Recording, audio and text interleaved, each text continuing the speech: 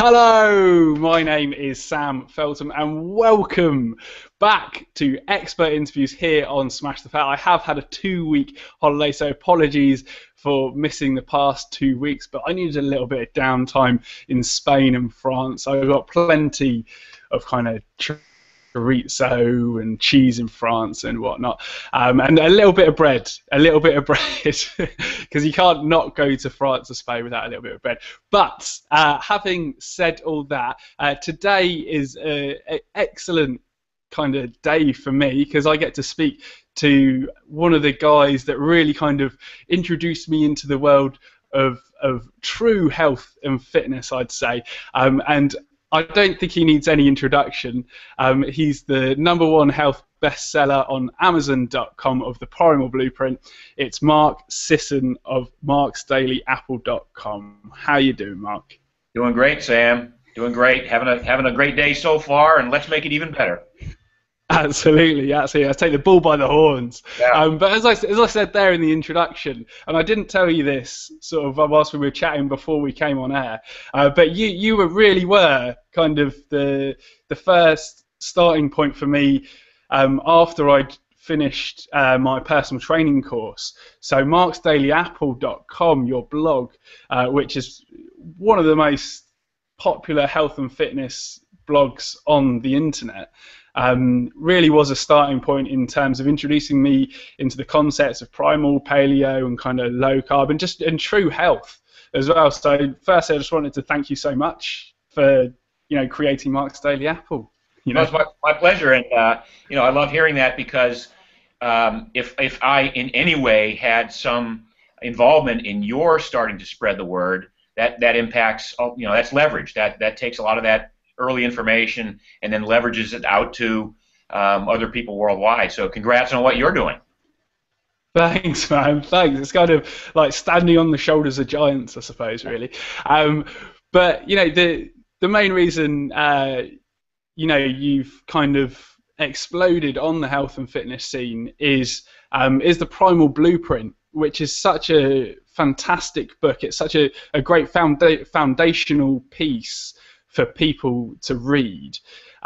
So before we kind of get into the Primal Blueprint itself and the 10 primal laws, as you say in there, kind of how did you first get into the health and fitness industry, and how did you end up creating Mark's Daily Apple? Well, it's all a process of evolution and adaptation, literally and figuratively. So I was always interested in evolution and adaptation, and I was, from an early age, I wanted to be healthy. I mean, I was sort of a geeky 12, 13-year-old kid who read a lot about what it took to be healthy. And in those days, it appeared that what you needed to do was expend a lot of calories running, doing a lot of aerobic activity, and then fueling that with a complex carbohydrate-based diet. So I did that in spades, really, for years and years and years. And I became one of the top runners in the country and was fueling my running habit with all of these carbs, and was very fit, was quite fast, fit in a race fit sense, but was falling apart on the inside. I was really destroying the rest of my health.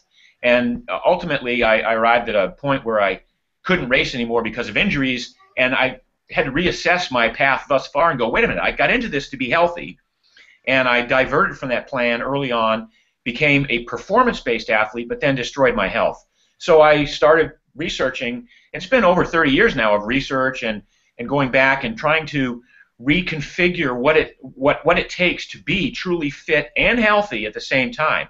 And sort of the irony was that it was easier than I had thought, and so I had to reassess my diet, and sort of that led to the recognition that actually fats are okay, they're good for you. I was avoiding them my whole life, and now it's 50 or 60% of my diet is fats. I didn't need to do as much calorie burning as I thought I needed to be healthy. In fact, now I do as little work as possible. So I try to be as strong and lean and fit as possible and healthy with the least amount of pain and suffering and sacrifice. And that's really the impetus behind Mark's Daily Apple, is finding those hidden genetic switches that we can turn on or off through the inputs, through food, through exercise, through sleep and sun. And that is what really prompted the 10 Primal Blueprint laws. These are Basically, it's just an outline of how every human has lived for the past 2.5 million years up until about 500 years ago. So, if we can apply those basic principles to modern life, we can extract the longest, healthiest, happiest life possible. And well, yeah, that's exactly what life is kind of all about, eh? Trying to live it to the max, Yeah. whilst having as much quantity and as much quality of life as possible. Now, with the Primal Blueprint laws, let me just bring them up here. They were there just a second ago on my. All right. This is the problem with live interview. There we go. Yeah. And they're not really laws. You don't go to jail if you break them. Okay. So let's be clear on that. You don't get a ticket because you didn't eat plants and animals. But go ahead. Yeah, you're not going to get a ticket from Mark Sisson on your windscreen, kind of. But anyway, so just to put it out there, just to everybody, the 10 Primal Blueprint laws are: number 1, eat lots of plants and animals; number 2, avoid poisonous things; number 3, move frequently at a slow pace; number 4, lift heavy things; number 5, sprint once in a while; number 6, get adequate sleep, very important; number 7, play, which is equally as important as sleep, I'd say. Number 8, get adequate sunlight. Number 9, avoid stupid mistakes. And number 10, use your brain. Probably the most important out of all of those, maybe, I don't know. But anyway, kind of going through all of those, that's how you said there, it's kind of what we've been doing for the past couple of million years in our evolution.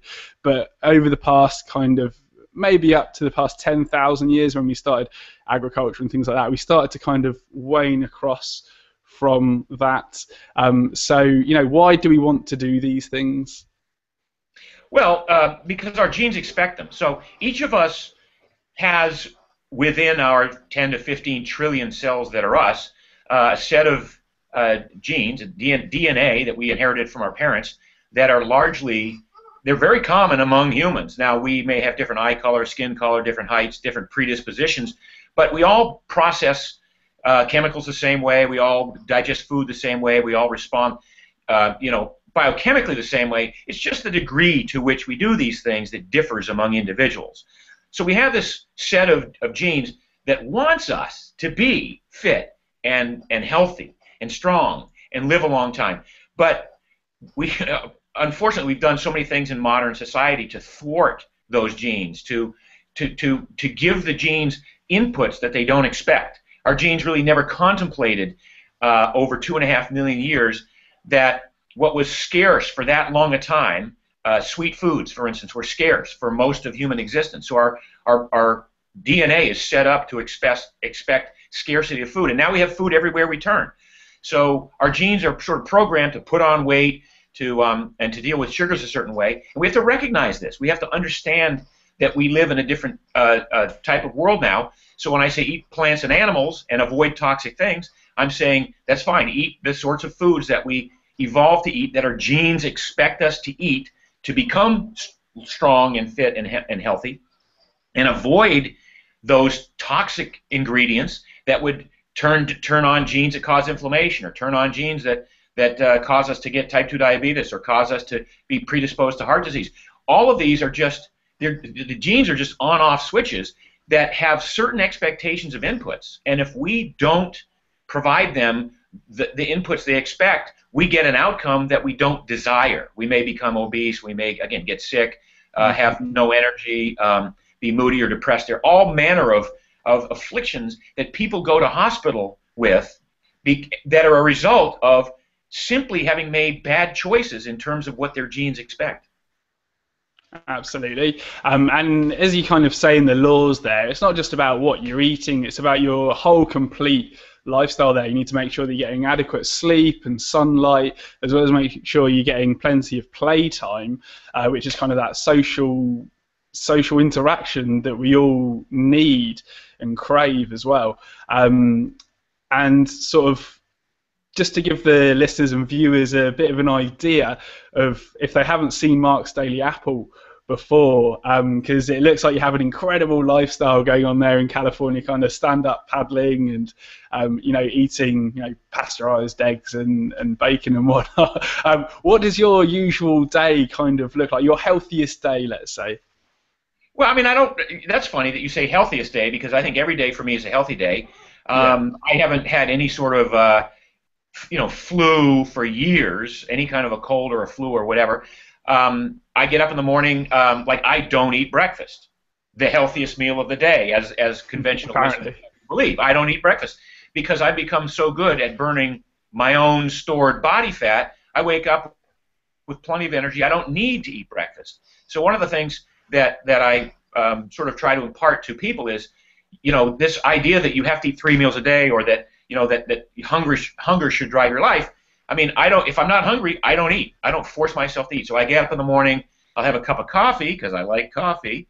I will do some work, and then I'll break at maybe 9:30 or 10 or 10:30. Go to the gym or go out for a hike or go for a paddle and get either a workout or a play session in. Have a lunch 1 o'clock in the afternoon, maybe 2 o'clock. Typically a big salad or something like that with some form of protein on it, healthy fats. And then work more throughout the afternoon. I take breaks. I work at a stand-up desk, so I'm standing up right now talking to you. I don't really have a sit-down desk, but I do move around a lot. That's one of the strategies I employ in working, is that I'm never stationary in any posture or any configuration for any length of time throughout the day. Take lots of breaks. I go out in my backyard and I'll walk on the slack line. I'll take a cold plunge in my pool and dry off in the sun. I try to pepper my day with lots of little intermittent bouts of either rest or play with some focused, intense amounts of work. I always have dinner, 6:37, 7:30. Piece of grass-fed beef, maybe some vegetables with that. I used to have a glass of wine. I'm cutting back on my wine consumption as part of a year-long experiment to see what happens with that. And and then I go to bed at a reasonable hour, and I try to get minimum 7.5, and sometimes 8.5, and once in a while 9 hours of sleep, because I think sleep is tremendously overlooked in the health, sort of all of the list of things people do to maintain health. I think people think, well, sleep is something that I can get away with. I can sleep on only 5 or 6 hours a night and exist on that, and it's not true. It catches up over time. So I enjoy my life. And that goes back to the original premise, which is the reason for the Primal Blueprint is not necessarily just to see who can live the longest, but to see, who can have the most fun and extract the most enjoyment and contentment and pleasure and satisfaction and love out of their life in real time, every day until you. And we have we have a saying that's rather glib, and it's "Live long, drop dead." We have that on some of our T-shirts, and it's sort of like, okay, I just want to get the most out of life, and then when it's time to go, I don't want to be, on this 5-year decline of health where I'm making everyone around me miserable and myself as well. So that's kind of the strategy, is to extract the most out of life, and do so by having identified real specific sorts of things that we know will have an impact on how the genes inside our bodies rebuild, renew, regenerate, and recreate us on literally an hour-by-hour basis every day. Yeah, it's rather incredible, the human body. And kind of in my introduction there, I mentioned that I had a little bit of bread on my holiday as I was in France and Spain, and usually, obviously, that's not kind of part of my usual diet, or the listeners and viewers would know that. But to any kind of new listeners or viewers that have come across this video and podcast, why is it that I would normally avoid bread and grains and things like that? Well, one of the things that we glean from the literature and from the science is that in those 2.5 million years of human history where we were forging this genetic recipe, we didn't have access to plentiful amounts of grains. Grains are a form of grass seeds that really don't want to be eaten, and they take whatever chemical steps they can to sort of thwart animals from consuming them. So in terms of human consumption of grains that's only been happening in the last 10,000 years pretty much around the world. We haven't developed the digestive systems to appropriately process grains in a way that is entirely free of problems. So some people have a real issue with grains. The people with celiac or gluten intolerance that's been identified through some scientific or medical test. I would submit that there are a large percentage of people, myself included, that never tested for issues with grain. But once I eliminated grain, or once people eliminate grain, they find out that a lot of the health issues that they might have assumed were just a normal part of getting older or whatever go away. So I had arthritis that went away when I gave up grains. I had irritable bowel syndrome my whole life. That went away when I gave up grains. I used to have sinus infections. I used to have the occasional heartburn. All of this went away when I gave up grains, even though I didn't test positive for celiac. So I think I was indicative of, or exemplary of, people who may assume that, oh, grains are fine and I can eat them and they're the staff of life because I read that in the Bible or whatever. And I'm suggesting that no, if you get rid of grains, that's probably the first thing we would suggest on anyone embarking on a primal blueprint eating strategy, is give up the sugars and the processed sugars and foods like that, and give up the grains for at least 30 days and see how you feel. And most people report back they lost weight, their inflammation went down, their blood sugar normalized, their blood lipids came back into a range of healthy or low risk. And to me, that's like, okay, from here you can choose after your 30-day experiment, but why would you choose to go back to that stuff if you're experiencing so much of the benefits, so many of the benefits getting off grains, and it does become a choice. Now you went to Spain and France in the busiest part of the season there. I don't know what you were thinking, but I'm sure it was fun. And we would say that even in the United States, grains are different than they are from a lot of the grains in Europe. Mm-hmm. So there's an issue. You have to experiment with that. The wheat in the United States is I think horrendous for most people. May not be so bad in many parts of Europe. You may have found a level of tolerance. So a few pieces or a few bites of bread is sufficient for you to have the enjoyable experience, but maybe 7 slices would put you over the edge. So part of this whole experimenting, this personal experiment that I have people do, is to identify where that edge is, where that line is, and then be able to at least make a conscious decision when you do decide to go off the program, to understand exactly what's happening and why it's happening, and be aware that you made the choice, you understood the ramifications, and then I'm fine. I just don't want you to do it blindly and assume that you're a victim of bad genetics.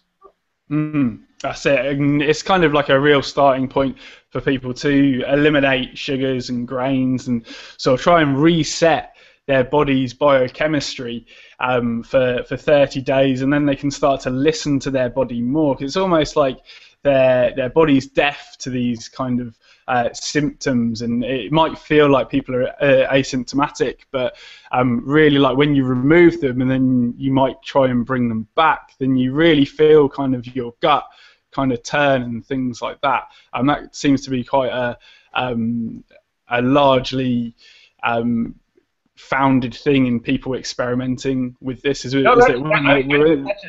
That's an excellent point, Sam, because that's exactly what happens. The human body is very resilient, and that's why we can survive on crappy food for a long time. We can survive, but we can't thrive. Part of that resiliency is this resistance to pain. So even though something seriously bad is going on with you, over time the body develops this tolerance to pain that goes higher and higher and higher. So you might be having horrendous issues, but the pain sensations have been dampened because the body just says, I cannot wake up every morning and be in pain, so it sets the threshold higher and higher. So when you clean your act up, and when you start to remove some of those things that are causing issues, and you start to repair some of the damage, and get to the point where you've dialed in the perfect diet, as you've noted, now if you go back to the old way of eating, now the pain is all of a sudden real, and you start to suffer from the stomach cramps, or the bloating, or the gas, or the feeling in the head, or just the arthritis in the hands, or whatever it is, because now you've so reset the bar to a point that, and now it's like, okay, So now that you know what's going on when you eat these foods, why would you choose to live the rest of your life eating those foods when you can eat from this list over here that has all these wonderful choices like beef, fish, fowl, eggs, nuts, seeds, vegetables, fruit, all of these, cheese, I mean, lots of butter, cream, a lot of things that we include on this list. You just say, okay, I'm not going to eat bread and pasta and crackers and biscuits and whatever. Yeah, exactly. For me, it's all about avoiding the beige diet, pretty Yeah. much. Just avoiding those foods, and it's all good in the hood. And as you kind of said there, the list is rather long and varied. The foods that you can eat on a primal lifestyle, and that's kind of the almost an increased difference with the primal lifestyle compared to, say, a paleo lifestyle, where it's trying to remove the dairy as well. With the primal, you kind of include the dairy, although, like, there's kind of a lot of kind of grey area there between Yeah, between no, primal and paleo. yeah. When you talk about dairy, there's a spectrum, and there's a lot of dairy that I would say stay away from that. The 2% homogenized, pasteurized, typical, stuff that you might find in a grocery store in the U.S. But on the other end of the spectrum, butter, ghee, whole cream, raw milk, artisanal cheeses, those are fine if you're a lactose tolerant person.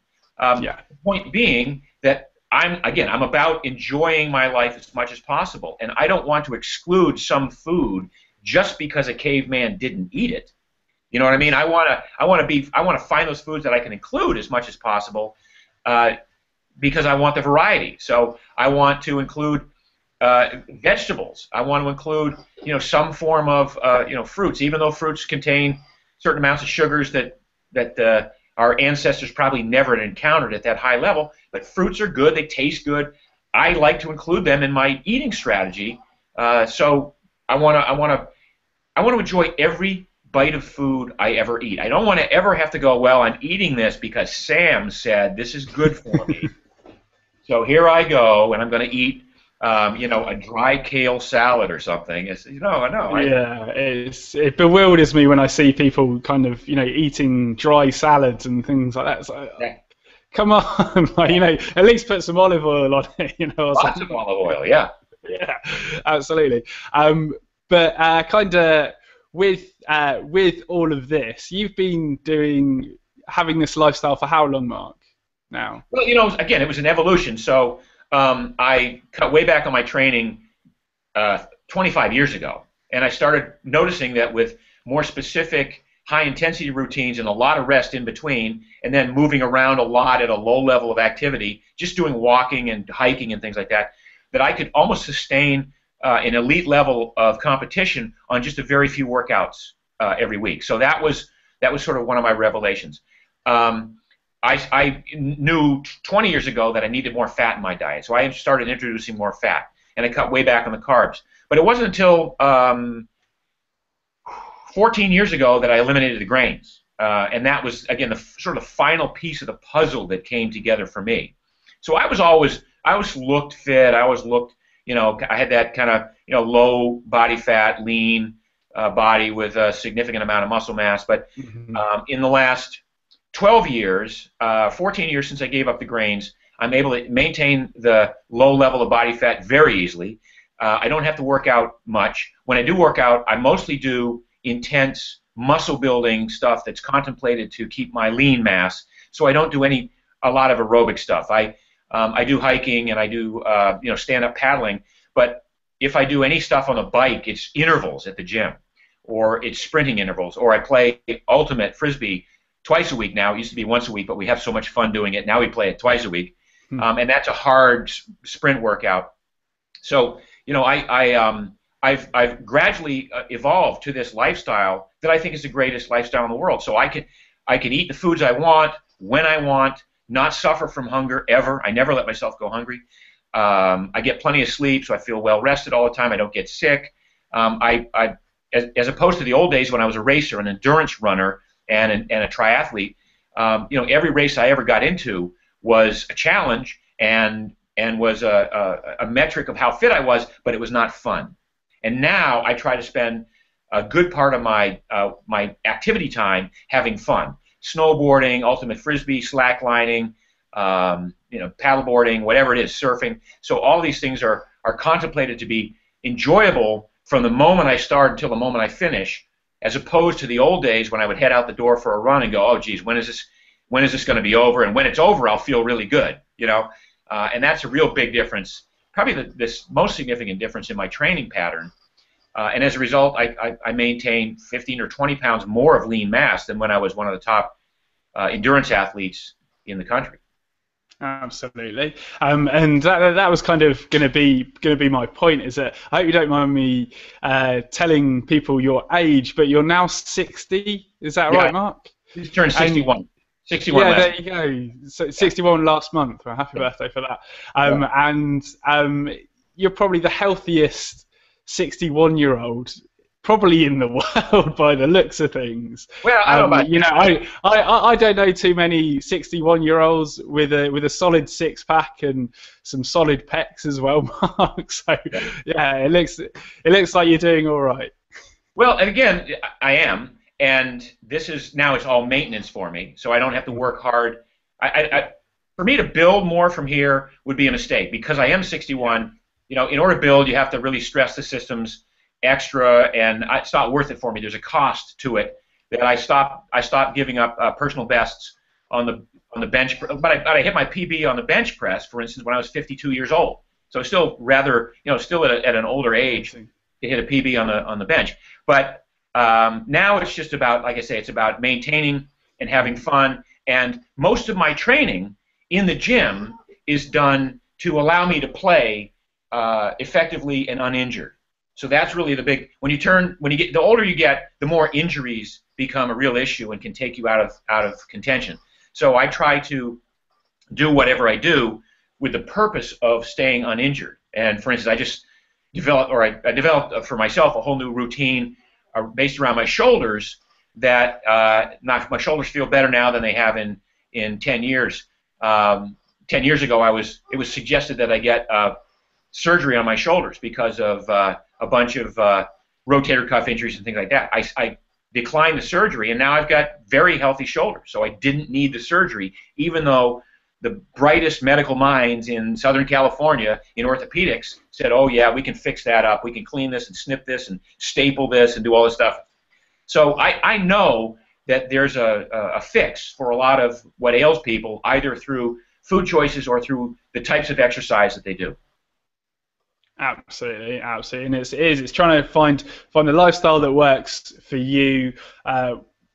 That's trying to make as much flow. I kind of see this as a way of flow through life, trying to put the exercise into your schedule so that it's gonna allow you to play harder when those circumstances do arise, and just allowing those foods that you're eating to kind of be pleasurable as well. That's kind of like a massive part of that, and that's really the Primal Blueprint lifestyle, really. And as of today, you're actually launching the Primal Blueprint certification. Finally, I think it's been a long time coming because the Primal Blueprint, as I said, is got to be one of the biggest health and fitness websites on the internet, and the community that you've built through Mark's Daily Apple and the Primal Blueprint itself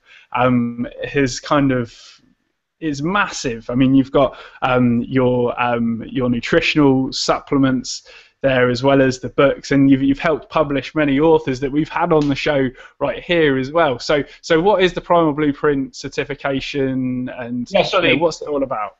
Primal Blueprint Expert Certification is an online self-paced learning course that we developed. As you said, it's 2 years behind schedule because we wanted to make it as robust as possible, and it is. We've had a number of people go through the course already, and they love it.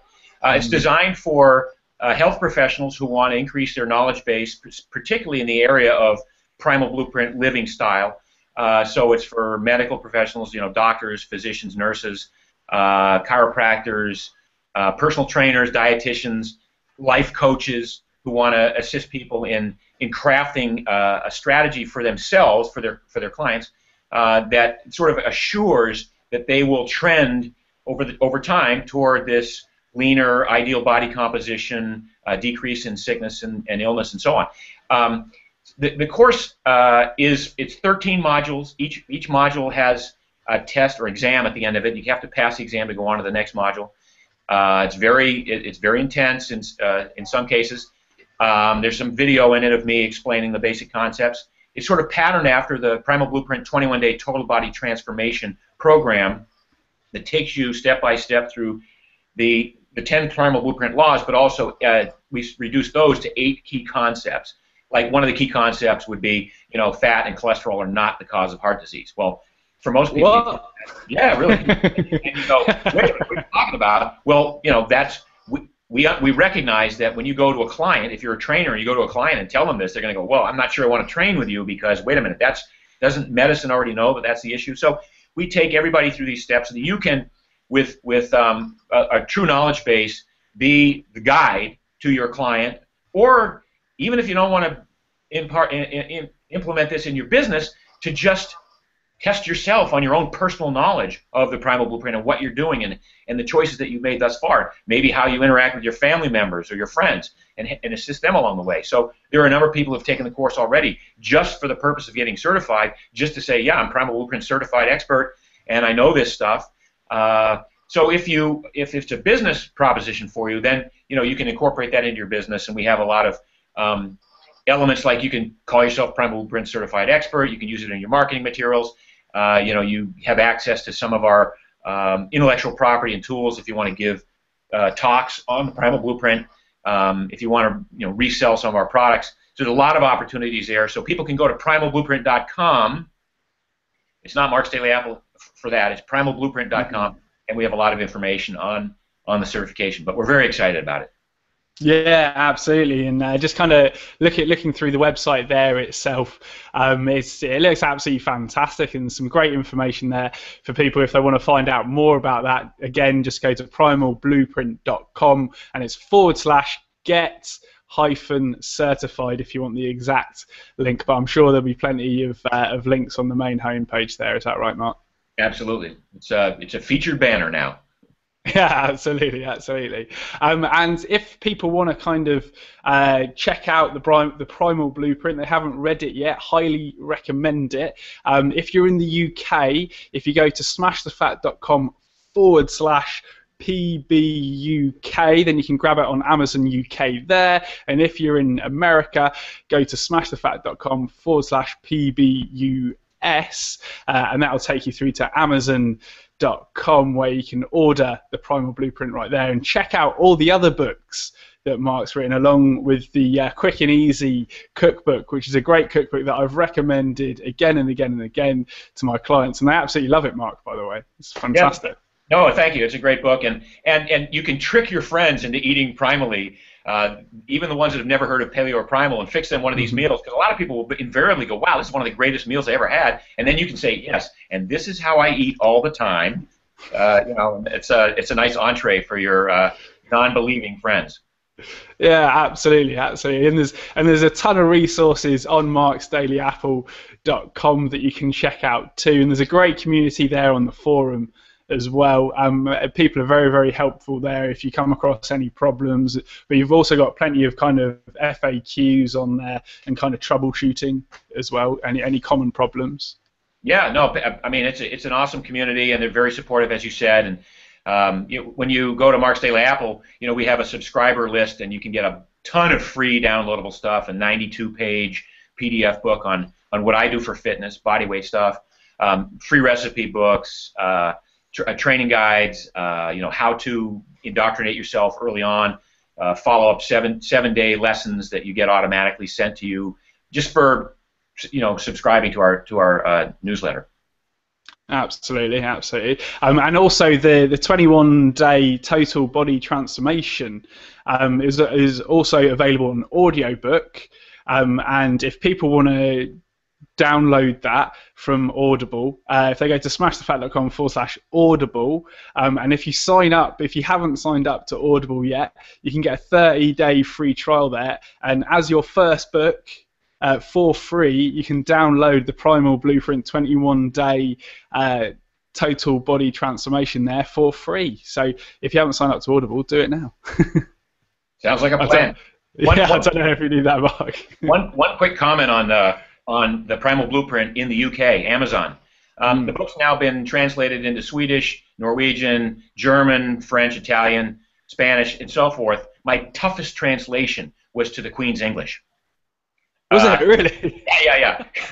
It was unbelievable the number of things that I got back from the editors at Random House UK, where they would say, "What does this mean?" and "What is this colloquial thing?" and how come you spell program without an ME on the end of it?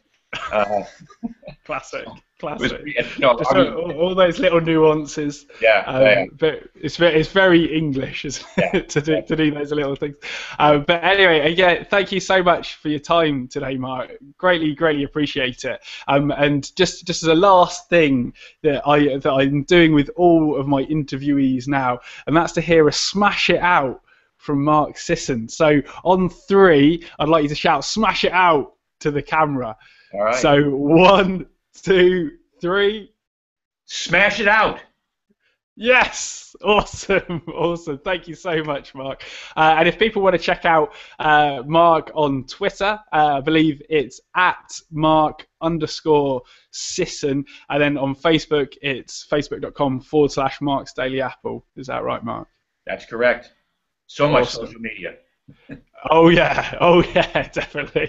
Social media is where it's at. But again, highly recommend everybody going to check out the Primal Blueprint. smashthefat.com/PBUK or PBUS, depending on where you are. And of course, check out the Primal Blueprint certification if that's what you're interested in. Primalblueprint.com. Right. Fantastic. Thanks a lot, Mark. And I hope to see, if you're ever in London, just hit me up and we'll go out for a steak. You got it. All right, Sam. Thanks. Absolutely. Thanks, mate.